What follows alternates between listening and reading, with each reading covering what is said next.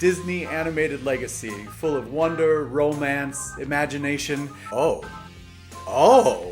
Before we get started, I want to make it very clear that this video is not for kids. This ain't Ryan's World. I'm not reviewing the top 5 cookies at Disneyland. I'm taking a deep dive into Birds and Bees Disney style. Around this time every couple of years, I like to go all the way back and watch the Disney animated feature canon from the beginning. This time around, something was different. Now it is summer, so it's either the heat or the fact that I'm single. I ain't talking about hidden things in VHS cover art. I ain't talking about hidden words in the lion dust. But I'm here to talk about a whole different side of the Disney animated classics, the sexy side.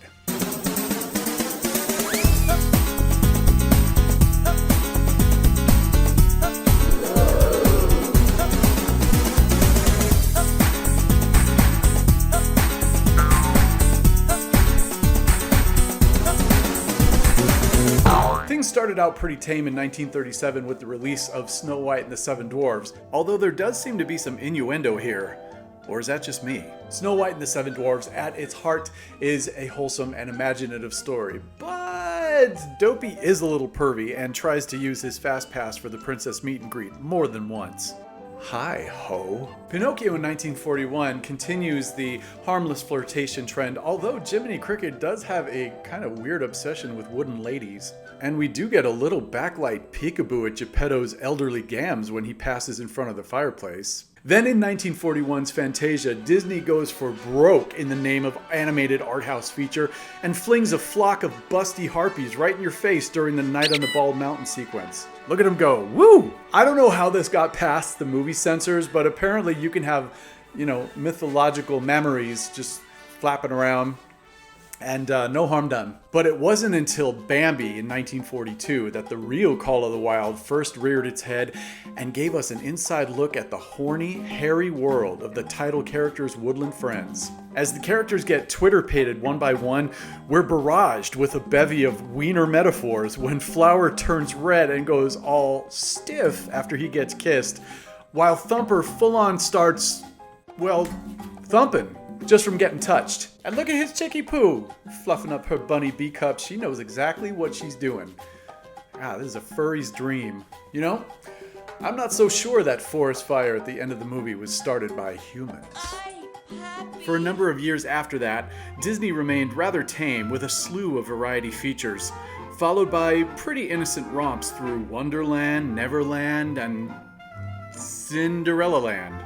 Then in 1955, I present to you the curious case of Lady and the Tramp. Sure, Lady and the Tramp were officially shipped by the end of the movie, but they've already got a slew of full-fledged puppies.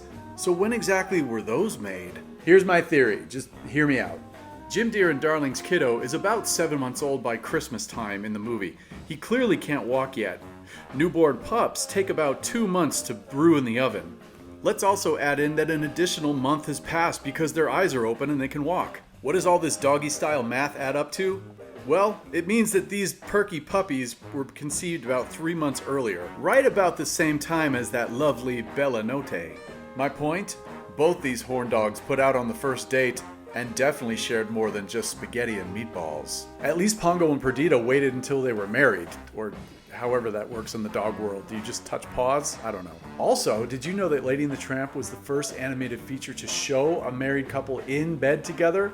Now, technically they got around the censors by never actually showing the two of them in the same frame, but it's pretty obvious what's up. As for the only other couples ever shown in bed together in Disney animated film, Hercules' parents are seen snuggling in their Olympian-sized bed, and Mulan's folks snooze peacefully while she sets off to join the army. Okay, Lion King doesn't really count because A, they all basically sleep in the same cave, and B, technically Mufasa is banging the entire pride. In the 60s and 70s, we got maybe one overtly sexy moment in the form of Little John trolling a rhino guard while in drag in 1973's Robin Hood. There were more things flopping in 1985 than the Black Cauldron. This scene shows poor Flam getting forcibly motorboated as a human and as a frog. I've heard of being caught between a rock and a hard place, but what do you call this? Good lord. So 1988 rolls around and a couple things pop up that basically open the floodgates for a little racier stuff, a little sexier stuff to be included in Disney's animated films. Hey, you got to get the adults in the seats too, right? So what were the two things that brought about this change? I'll give you 3 words. Jessica Rabbit's boobs. This is the character that turned an audience of live-action men into howling, cartoony Tex Avery wolves. This is the character whose chest and legs enter a room before the rest of her does. The introduction of this character, I think, is a pivotal moment of when animation grew up a little bit more and became aware of the adults in the room. And once that happened, there was no going back. The following year in 1989, we got the boob-shaking brassiness of Ursula the Sea Witch in The Little Mermaid. Part drag queen, part badass. It wasn't just her unashamed body language that set her apart, but also her aggressive nudging of the 16-year-old Ariel towards bagging herself a prince.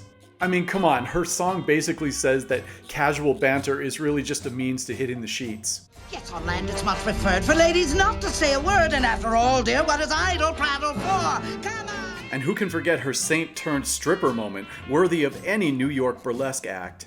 So long story short, the Disney animated sex machine is up and running, and nearly every animated feature in the Disney Renaissance canon has some subtle or overt reference to sex and sexuality. So let's check some out, shall we? Beauty and the Beast in 1991 features the lusty Lumiere, who tries to get his candlestick polished behind the curtains with the duster. Less noticeable are the village bimbettes, and yes, they're actually called that, who do things like operate water pumps hands-free, and faint in the street, exposing their garters. Aladdin is about more than seeing your inner worth.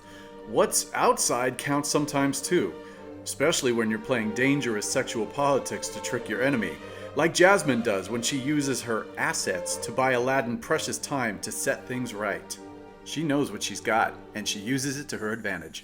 Then comes The Lion King, which takes us on a pretty humpy rollick through the jungle in the Can You Feel the Love Tonight sequence, featuring probably the most blatant f***y face in all of Disney animated history.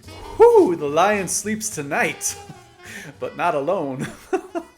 I didn't think anything could top that until 1996 when, holy hunchback, here comes the hair-sniffing, gypsy-stalking Frollo. I mean, this guy gets a full-on musical number showstopper devoted to his Esmeralda obsession. I heard some people criticize this film, saying that the sexual aspect of it went way too far for a Disney animated film. But the story is already pretty dark, and personally I think that this is a chance that Disney needed to take to show the adults in the audience that they were being kept in mind. Even the infamous fairy tale First Kiss evolved for a newer audience.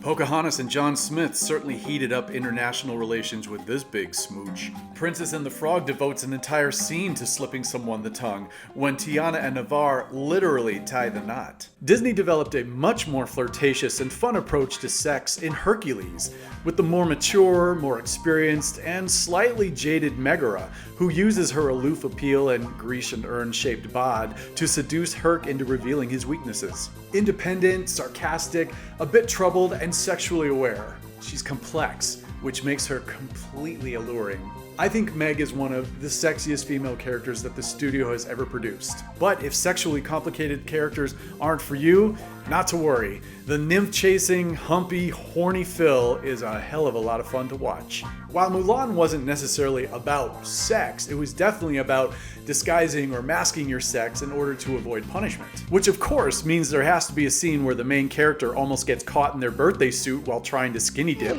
There are a couple of things I know they're bound to notice.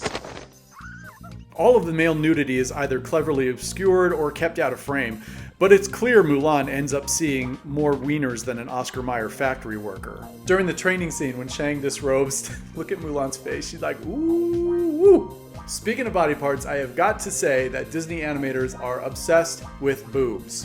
Boobs have popped up quite a bit in this video, and I wanted to give a quick shout out to 2 animated ladies who are still defying the laws of gravity. Yzma in Emperor's New Groove is certainly still holding down the fort. And no, that's not her knee. While the rescuers Madame Medusa, has no bra and will travel. I guess the only winners in this non-human category are these two female cars, who flash Lightning McQueen their headlights. How about all the references to the male member in the Disney canon? Like when Buzz gets a Woody after watching Jessie spring into action to help the family dog in Toy Story 2?